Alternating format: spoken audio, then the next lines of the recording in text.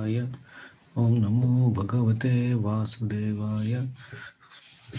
Namo Bhagavate Vasudevaya. Namo Vishnupadaya Krishna Krishnaya Bhutale. Srimate Radhanath Swami Iti Namine. Namo Vishnupadaya Krishna Krishnaya Bhutale. Srimate Bhakti Vedanta Swami Iti Namine. Namaste Saraswati Devi Gauravani Pracharine Nirvishesha Shunyavadi Paschatadesi.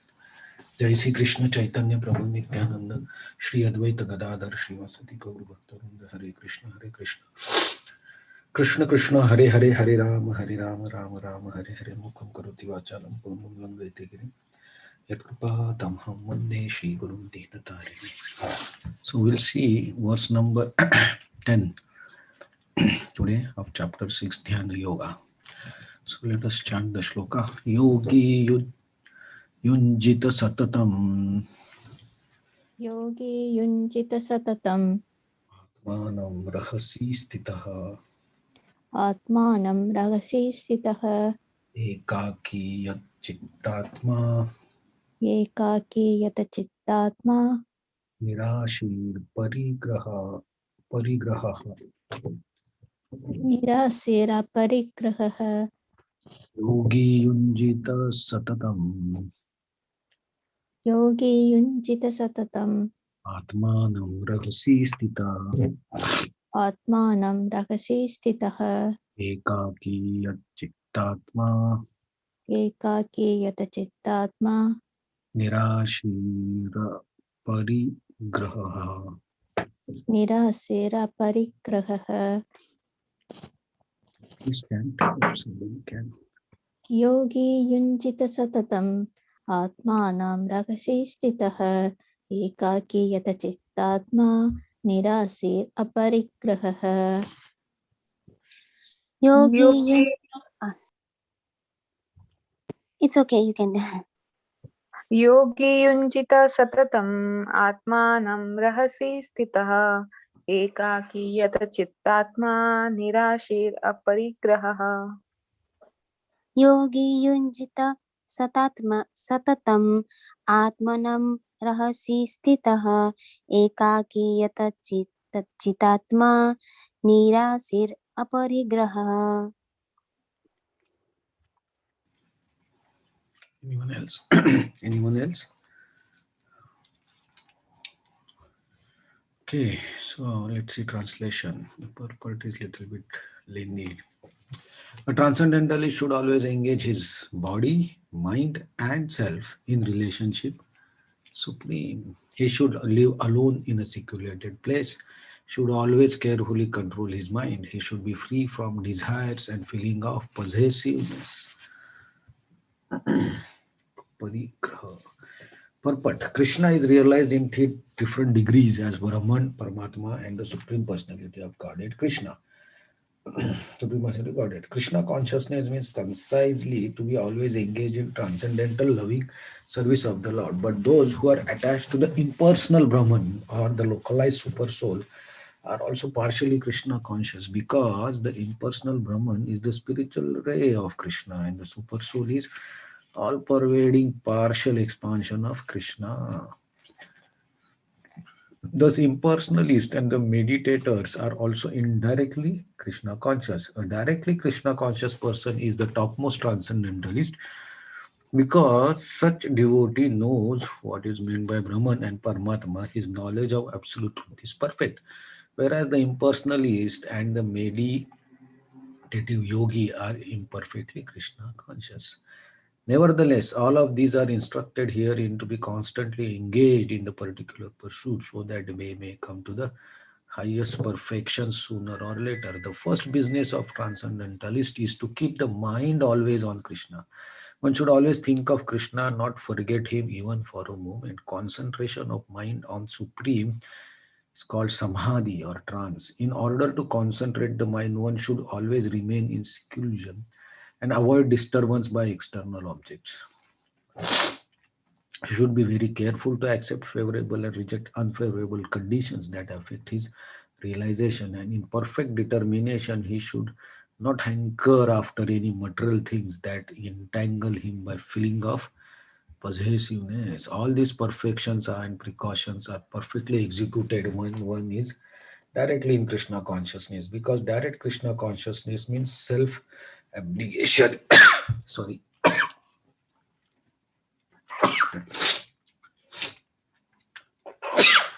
Wherein there is very little chance of material possessiveness. Sri Rupa Goswami characterizes Krishna consciousness in this way. Anasaktasya vishayan yatharpan upayunjita nirbandha Krishna sambandhe yukta vairagya muchyate. Sorry.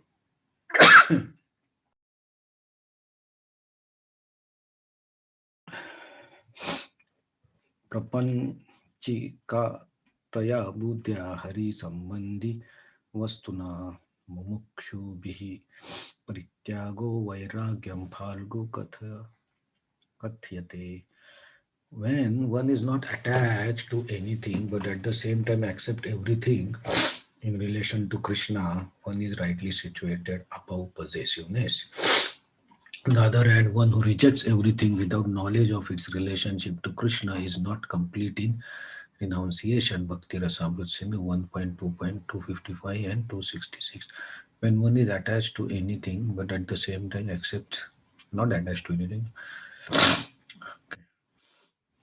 Krishna conscious person well knows that everything belongs to Krishna and that he always remembers from feeling of personal possession. He is always free from feeling of personal possession. As such, he has no hankering for anything on his own personal account. He knows how to accept things in favor of Krishna consciousness and how to reject things unfavorable to Krishna consciousness. He is always aloof from material things because he is always transcendental and he is always alone, having nothing to do with persons not in Krishna consciousness. Therefore, a person in Krishna consciousness is a perfect yogi.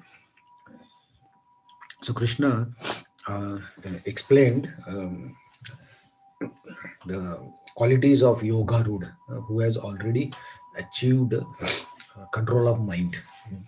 And Krishna also explained how a person can go from Aruruksha stage to Yoga Root stage. Actually, he is still continuing. So this person, this Yoga Root person, these are the qualities. This is how he acts or he should act to do the yoga. Right. So Krishna is explaining in detail. From this verse, actually, the description of the um, Ashtanga Yoga practice starts. So we saw that the person who is in this stage, actually he has conquered the material desires. He has control over his mind, and he is always in connection with the super soul. And that's why he can see everything equal, living or non-living things. So that's already a very higher stage of consciousness. Right? And so such a person, what he does, he always thinks of Krishna, focuses satatam atmanam rahasi. He is always focuses on the supreme. He controls his mind, uh, and he stays in a secluded place. So secluded place does not really mean that you go to jungle or forest and stay there or stay away from the people. Srila Prabhupada mentions in the purport, secluded means like in one way accept that is favorable and reject that is not favorable. So if we only accept the things or anything that is favorable for becoming God conscious or Krishna conscious, then that itself means a secluded, because we are not interacting with any other thing that will create problems for us. So in that way, secluded, right? So he has only things which are favorable, and then he ekaki, he focuses. Yat chittatma, focuses his on atma. Chit and Atma. So he focuses on his consciousness or on Atma. Nirashi, he is not attracted to anything and he does not have feeling of possessiveness. So this feeling of possessiveness is one of the factor that actually defines or that gives indication of our consciousness. So when we are attached to something, or we have strong desire for something, then we become once we get that thing in our hand, we become possessive. So then we don't want to give up that thing. We think that it's mine and it should remain with me. So that is a thing, or that is a situation which will create problems, because then you are not able to control your mind and you are attached. And when we are attached to any one thing, that creates problem. Eh. So Srila Prabhupada mentions in the purport that the Yukta Vairagya from Bhakti Rasamrita Sindhu, what Rupa Goswami tells us. So this concept is like we see everything in connection with Krishna, and we see how everything can be used in the preaching or in connection with Krishna. So Bhakti Siddhanta Saraswati Thakur, Srila Prabhupada's guru, he was very brave. He's called Lion Preacher or Lion Guru. He was very strong preacher. So Bhakti Siddhanta Saraswati Thakur actually traveled by car. He used all the latest facilities. He was preaching in English. He used all the latest facilities, but he never used it for personal sense gratification. He always used, like even if he used car to travel, he always used it for traveling for some preaching program or to some temple, or his mutt. So Bhaktisiddhanta Saraswati Thakur applied this concept of using everything for Krishna. And when we are using everything for Krishna, including our own mind, body, intelligence, everything, that means we have no attachment to these things, and we have already given up. So even if it is my body, I have given up my possessiveness over this body, and I'm ready to use it for Krishna in any way it is required. I'm ready to do it. So that itself releases us from that indicates actually giving up the possessiveness. So when we are possessive about anything, we try to keep those things as per our desires, or we try to control them as we want. That's an indication of possessiveness. But if we know that everything belongs to Krishna and nothing is for me, so everything for Krishna, nothing for me. So this consciousness actually is the consciousness which gives the yogi freedom from possessiveness. And then he, once we give up the freedom of once we give up possessiveness, the things become very easy. This we can try actually in our own life, day-to-day life. We can try when we are trying to control few things, or we are trying to maintain few things under us. It's always difficult, because there will be so many problems. But if at certain point we are ready to give it up, the control, our wish for control, and we just leave it and let the thing be taken care naturally, then we actually feel much more peaceful, because then we don't have to plan to keep the things. So when a yogi has to do Ashtanga yoga, he has to he should be able to do all these things. So that is his qualification. Then this person can do the yoga. So we can understand that Ashtanga yoga is also not so easy. Just ask the now yama niyama asana pratyahar. These four stages are also very difficult to follow.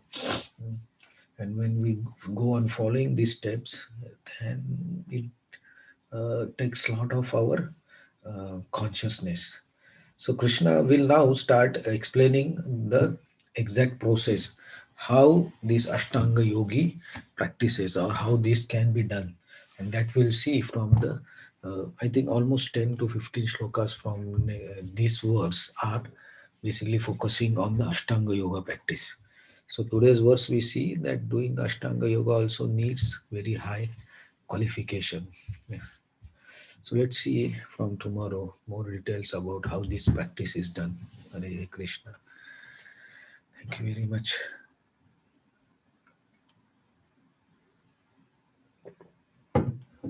Anybody wants to add something?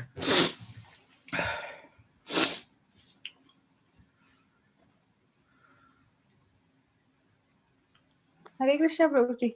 Hare Krishna. Tanu Pranam. Uh, Srila Prabhupada has given us the path of Bhakti Yoga, right? Yeah. And in Bhakti Yoga, everything includes this Yoga Rukshu, Yoga Rudha, everything comes under that only. Actually, like Srila Prabhupada mentions in several purports in this chapter, that when we do Bhakti Yoga, then all this is already included in it. So we don't have to do anything separate, because Yoga Road and these stages are basically to control the mind control the mind, right? So that in Krishna consciousness, when we are doing bhakti, we are already focusing only on Krishna, to please Krishna, and we always think of Krishna, how to please him or his devotees. So that itself becomes a samadhi. So everything is included in that. Okay, thank you. Hare Krishna. Thank you for the question. Okay, let's see tomorrow how this process works. Ashtanga Yogi, what we have to do and what we can do in our life. Hare Krishna. Thank you very much.